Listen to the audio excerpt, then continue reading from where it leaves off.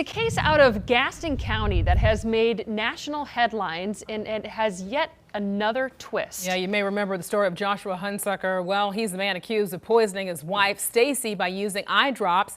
This happened back in 2018. He reportedly put it in something that she drank. Authorities say that she had a very high amount in her system when she had a deadly heart attack. Well, now Hunsucker now is accused of doing the same thing to his now 11-year-old daughter, and trying to be able to intimidate his now former in-laws into dismissing the charges against him. Hunsucker is back in jail. Queen City News anchor Derek Dellinger is live at the Gaston County Courthouse. So Derek, there's a move to keep him in jail and also get him into court.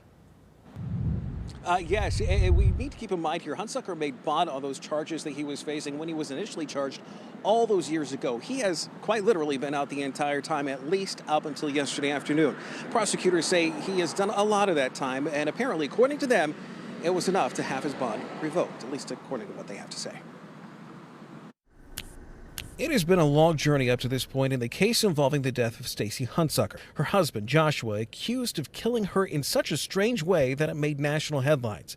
But all this time, since her death in 2018 and him being charged in 2019, there have been delays in getting the murder trial started. We believe, based on the interrogation of the defendant that occurred yesterday, that we have probable cause that he is the one who poisoned Miss Hunsucker with Visine or a similar product. Authorities say Hunsucker did it for an insurance policy, but prosecutors now say while he's been out on bail, he made the lives of his now former in-laws a living nightmare, watching them, following them, demanding they dismiss the charges against him, reportedly faking kidnapping and assault and pointing the blame towards them, and he's even accused of poisoning his own daughter the same way he allegedly poisoned his wife.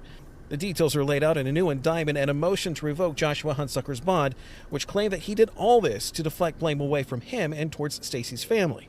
Authorities say it did not work. Queen City News did make a point of reaching out to those with direct knowledge of parts of the case. And while they did not go on camera, they do say people were warned to watch out for certain cars in the neighborhood where Stacy Hunsucker's parents live, and that they are shocked that it has taken all this time for that case to have any movement. The case has been caught up in legal limbo with requests for gag orders and a change of venue. Hunsucker's attorney argued 2 years ago that the case and the public statements made about it by some investigators may have tainted the jury. If the state is actively involved in helping that narrative happen, that is a due process violation. The new charges adding another layer now in a case that has now gone on for nearly 6 years. Now, we did make a point of reaching out to those involved in the case, as well as the agencies, as well as the people. We should mention that, at least for some of those people, especially the witnesses that are involved, they do have a gag order in the case, and the others that we did reach out to are not available to talk on camera.